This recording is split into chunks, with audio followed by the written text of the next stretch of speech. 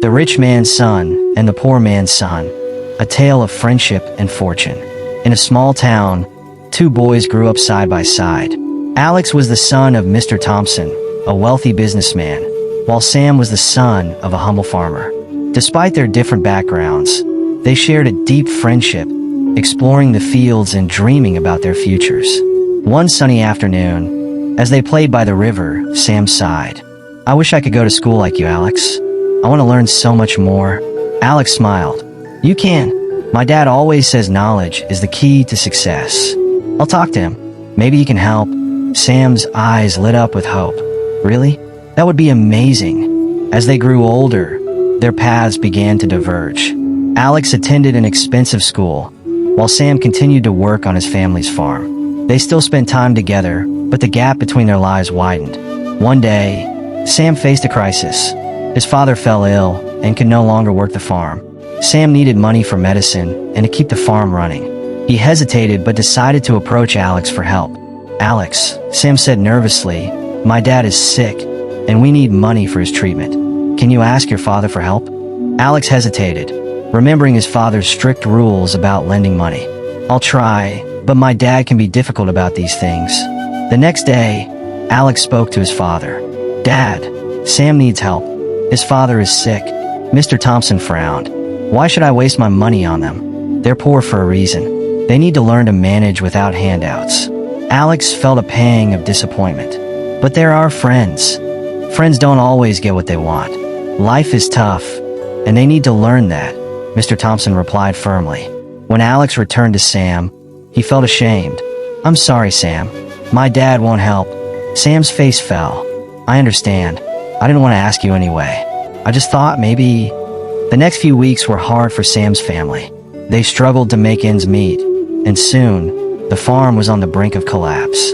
Sam felt hopeless and alone. Meanwhile, Alex's life continued to be filled with luxury and privilege, but he couldn't shake the feeling that something was wrong.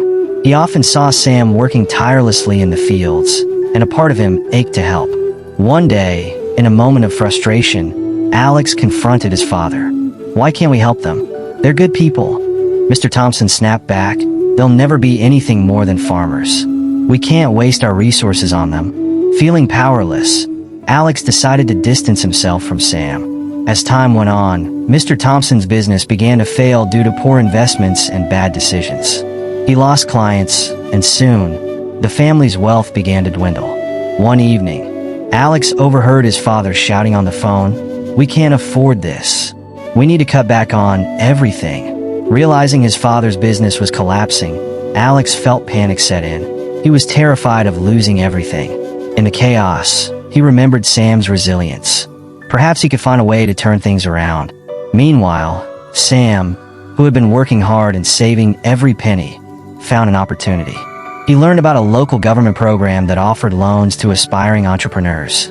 With his savings and the loan, Sam decided to start a small business selling fresh produce at the market. As Sam's business began to grow, he faced challenges, but he persevered. He worked long hours, waking up before dawn to tend to his crops and sell at the market. Soon, people began to notice his quality produce, and his reputation spread.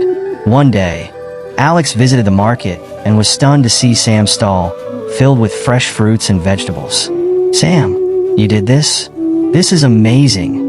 Sam looked up, a proud smile on his face. "Thanks, Alex. I worked hard for this. I'm finally making a living. I'm really happy for you," Alex said, a hint of envy in his voice. "Things at home aren't so great. My dad lost a lot of money, and we might have to sell our house." Sam's heart sank. "I wish I could help you. I remember how much you helped me when we were kids. Maybe we could work together," Alex suggested. "You could teach me how to sell produce. I need to help my family too." "I'd love to help, but it's going to be hard work," Sam replied. "Are you ready for that?" "I'll do whatever it takes," Alex said, determined.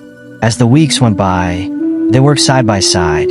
Sam taught Alex how to plant crops and sell at the market. Their friendship rekindled, and Alex found joy in the hard work.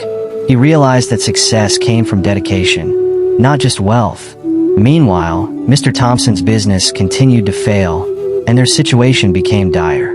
One evening, he sat down with Alex, looking defeated.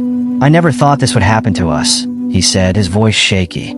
"I always thought money would solve everything." Alex sighed. "Dad, it's not just about money. It's about the people we care about." Over time, Alex and Sam's business thrived, gaining the support of the community. They expanded their offerings and even began to hire others who were struggling. One day, Sam came to Alex with exciting news. "We've saved enough to open a small store. We can reach more people." Alex's eyes widened. "That's incredible. I can't believe how far we've come." As they celebrated their success, they received a visit from Mr. Thompson, who now looked old and worn. "I came to see what you've built," he said, shame creeping into his voice. "I didn't believe in you, Sam. I'm sorry for how I treated you and your family." Sam nodded, remembering the pain but also the growth. "It's okay, Mr. Thompson. We've all learned something. We can help each other now." In time, the roles had reversed. Sam and Alex became successful entrepreneurs, while Mr. Thompson struggled to regain his former glory. The boys had transformed their lives through hard work, friendship, and resilience.